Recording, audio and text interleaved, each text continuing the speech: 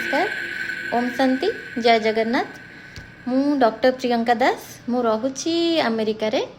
तो एठी गोटे प्रॉब्लम होची जे डॉक्टर अपॉइंटमेंट मिलवाटा बहुत लेट हुए जदि आमर किसी देह खराब है इंडिया रे जमती फटाफट आज जदि देह खराब अच्छी फटाफट जाकि डॉक्टर देखे कि मेडिसिन नहीं आस सेमती सिस्टम एठी नाही तुमको एटलिस्ट वेट करिया पड़ो दी तीन मिनिमम टा 2 दिन 3 दिन तो वेट करिया ही पड़ो किसी किसी केस रे तो मासे 2 मास भी वेट करिया पड़े ता भितर जदि देह भल हबार थो तो हो ना देह आहरी खराब हो जाए तो जदि निज पाखे मेडिसिन अच्छी छोट मोट जदि किसी ज्वर झाड़ा तो मेडिसिन अच्छी ताहले खाईकरी तमे ट्रीटमेंट निजर करदब ना बेस्ट आइडिया है बेस्ट आइडिया हूँ निजे किसी आयुर्वेदिक ट्रीटमेंट निजे जानी दरकार घरोई चिकित्सा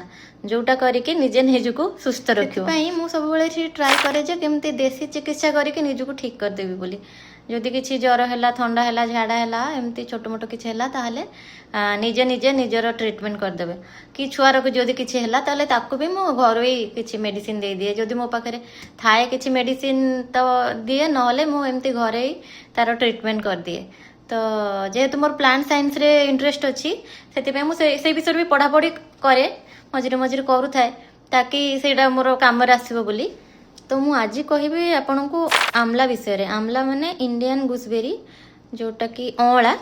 ता विषय कहबी जे तार कौन मेडिसिनल वैल्यू अच्छी जदि आम अँला रेगुलर बेसिस रे खाइबा ताहले हमको कौन बेनिफिट मिलबो तो से आग कौन रोचे सेटा को जानिया पड़ो जे अँला कौन कौन अच्छी आ ताको खाइले आमे कौन लाभ पाइबा अँला रोचे प्रचुर परिमाण रे विटामिन सी तो विटामिन सी कौन करे माने कोथि हमको हेल्प करे ना आमर जदि स्किन हेल्थ भल नाही जदि आमर शीत दिने स्किन ड्राए हो जाउची कि स्किन रे ब्लेमिसेस आसुची कि स्किन आमर रफ रफ अच्छी एते स्मूथ नाही कि आमर हेयर क्वालिटी जदि भल नाही हेयर बहुत ड्राए रोची फ्रिजी हेयर रोची ताहले हमको आमला बहुत अँला बहुत हेल्प करे से विटामिन सी थाए तो आमर हेयर रो क्वालिटी को से इम्प्रूव करी थाए और स्किन रो क्वालिटी को भी से इम्प्रूव करी थाए अँलार आउ कौन अच्छी ना एंटीऑक्सीडेंट अच्छी तो एंटीऑक्सीडेंट कौन करे ना सेगुड़ा फ्री रेडिकल सहित फाइट करी थाए तो फ्री रेडिकल होचे जेमती हाइड्रोजन पेरोक्साइड हो गला सुपर ऑक्साइड्स हो गला एगुड़ा सब फ्री रेडिकल जोगुड़ा कि आमर बॉडी सेल को डैमेज करता तो से डैमेज को रोकवा किए हेल्प करे ना एंटीऑक्सीडेंट हेल्प करे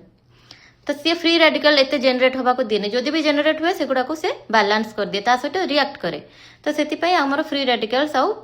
फ्री है बुली आमर बॉडी रे सफिशिएंट विटामिन सी आउ एंटीऑक्सीडेंट्स थिबो ताहले आमर सेल ग्रोथ रे किछि प्रॉब्लम होबनी जदि किछि आमर कोनोसी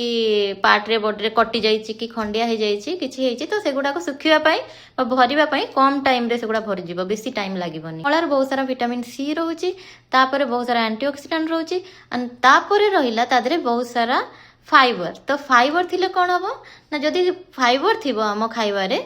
सेटा आमर डाइजेशन रे बहुत हेल्प करे माने शीघ्र शीघ्र डाइजेस्ट हो जाए तो आम चिकन खाऊचे कि वेज रे भी किसी प्रोटीन अधिक खाऊचे जमती डाली हो गला बहुत सारा डाली कि मुग हो बुट हो राजमा हो बहुत सारा प्रोटीन अच्छे जोटा कि टाइम लगाए डाइजेस्ट होगापाई किंतु ता सांगे जदि आम अँला खाइबा ताहले आमर सेटा शीघ्र डाइजेस्ट हो कारण अँला रोचे बहुत सारा फाइबर जोटा कि हेल्प करी थाए डाइजेस्ट करने फूड तापर जदि आखि कहार धरी थाए जमती आखि पिंक हो जाए रेड हो जाए आखि धरिले ना पिंक आई कहती सेटा को तो से भी बहुत हेल्प करे अँला तो अँला खाइबो तादे जदि अँला खाइले तादे जो कैरोटीन थाए ना सेटा हेल्प करे पिंक आई को रिड्यूस करिया पाए माने आखि धरा भी भल हेल्प करे अँला ना जमती कि कोलेस्टेरोल हो गला हमर जो बैड कोलेस्टेरोल थाए ना एलडीएल सेटा को रिड्यूस करिया पाए भी अँला बहुत हेल्प करे तादे जो विटामिन सी थाए आउ एंटीऑक्सीडेंट थाए सेगुड़ा हेल्प करती कोलेस्टेरोल को जो बैड कोलेस्टेरोल अच्छी ताको रिड्यूस करे तापर अँला हेल्प करे हमर बॉडी रो क्लींजिंग प्रोसेस रे माने बॉडी रो जो जीआई ट्रैक्ट अच्छी हमर जो गैस्ट्रो इंटेस्टाइनल ट्रैक्ट अच्छी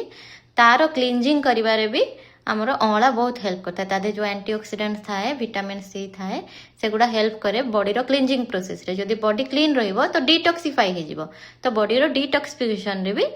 अँला बहुत हेल्प आ जदि क्या डायबिटीज होइथिबो तादरे भी अँला बहुत हेल्प करे तादे जो विटामिन सी थाए सेटा बहुत हेल्प करे डायबिटीज को कंट्रोल करिवार आउ गोटे पॉइंट होउची महिला मानक पई अँलाटा भलो काम करथाय मेडिसिन भलिया काम करे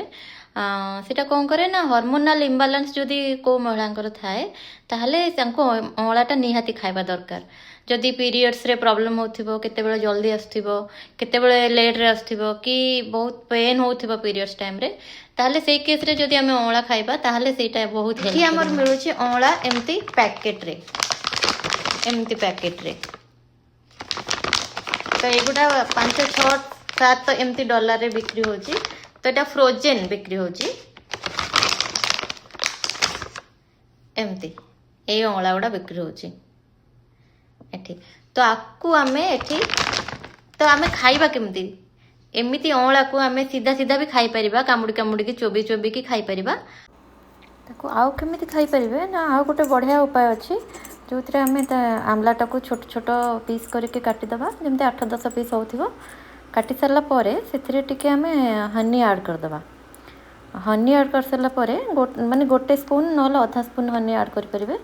ତାପରେ ଆମେ ସେଥିରେ ଟିକେ ଗୋଲମରିଚ ଗୁଣ୍ଡ ଛିଞ୍ଚିଦେବା ଆଉ ଟିକେ ରଖିଦେବା ତାକୁ କିଛି ସମୟ, ତାପରେ ଖାଇବା। ଆଉ ଗୋଟେ ଉପାୟରେ ବି ଖାଇପାରନ୍ତି, ସେଇଟାକୁ ଆପଣ ଜୁସ୍ରେ ବି ମିଶାଇ ପାରିବେ। ଯେମିତି ଧର ଆପେଲ୍ ଜୁସ୍ ବନାଉଛନ୍ତି, କି ଗାଜର ଜୁସ୍, ବିଟ୍ରୁଟ୍ ଜୁସ୍ ବନାଉଛନ୍ତି, କି ଆପଣ ଧନିଆ ପତ୍ରର ବି ଜୁସ୍ ବନାଉଛନ୍ତି, ତାହେଲେ ସେଥିରେ ବି ଏଇଟାକୁ ଆଡ଼୍ କରିକି ଖାଇପାରିବେ। ତ ଏମିତି 3ଟା ଉପାୟରେ ଖାଇବେ। ଫର୍ଷ୍ଟ ଉପାୟ ହେଲା ଆପଣ ସିଧା ସିଧା ଖାଇପାରିବେ, ନହେଲେ ଆପଣ ଏମିତି କାଟିକି ହନି ଗୋଲମରିଚ ସହିତ ମିଶାଇ ଖାଇବେ, ନହେଲେ ଜୁସ୍ରେ ମିଶାଇକି। ଶୀତ ଦିନ ହଉ, ଖରା ଦିନ ହଉ, କିମ୍ବା ବର୍ଷା ଦିନ ହଉ, ଅଁଳା ଆମକୁ ଖାଇବା ନିହାତି ଦରକାର। ଆଉ ଇଣ୍ଡିଆର ଗୋଟେ ବଢ଼ିଆ ଜିନିଷ ହେଉଛି କି ସେଠି ଅଁଳା ଆଭେଲେବୁଲ୍ ରହୁଛି। କିନ୍ତୁ ଏଠି ଆମର ଯେମିତି ଆମେରିକାରେ ସବୁ ସିଟିରେ ଅଁଳା ମିଳୁନି। ଗୋଟେ ସିଟିରେ ମିଳୁଛି, ଗୋଟେ ସିଟିରେ ମିଳୁନି। ଆମେମାନେ ଆଗରୁ ଯେଉଁ ସିଟିରେ ଥିଲୁ ସେଠି ଅଁଳା ଦେଖାଯାଉନଥିଲା, ଇଣ୍ଡିଆନ୍ ଷ୍ଟୋରରେ ବି ନଥିଲା, କି ଆମେରିକାନ୍ ଷ୍ଟୋରରେ ବି ନଥିଲା। କିନ୍ତୁ ଏଇଠି ଆମେ ଏବେ ଯେଉଁଠି ରହୁଛୁ ସେଠି ଅଁଳା ଏମିତି ପ୍ୟାକେଟ୍ ଫର୍ମରେ ମିଳୁଛି। ସେ ପଛେ କୋଲ୍ଡ ଷ୍ଟୋରରେ ରହୁ, କିନ୍ତୁ ମିଳୁଛି। ତ ଆମେ ଏବେ ଏଇଟା ଖାଉଛୁ। ତ ଆପଣମାନେ ବି ଖାଆନ୍ତୁ, ଛୁଆମାନଙ୍କୁ ଖାଇବାକୁ ଦିଅନ୍ତୁ, ବଡ଼ମାନଙ୍କୁ ଖାଇବାକୁ ଦିଅନ୍ତୁ, ଆଉ ସମସ୍ତେ ସୁସ୍ଥ ରୁହନ୍ତୁ। ଯଦି ଏଇ ଭିଡ଼ିଓଟା ଭଲ ଲାଗିଲା ତାହେଲେ ଲାଇକ୍ କରନ୍ତୁ, ସେୟାର କରନ୍ତୁ, ଆଉ ସବସ୍କ୍ରାଇବ୍ କରନ୍ତୁ। ନମସ୍କାର, ଜୟ ଜଗନ୍ନାଥ, ଓମ୍ ଶାନ୍ତି।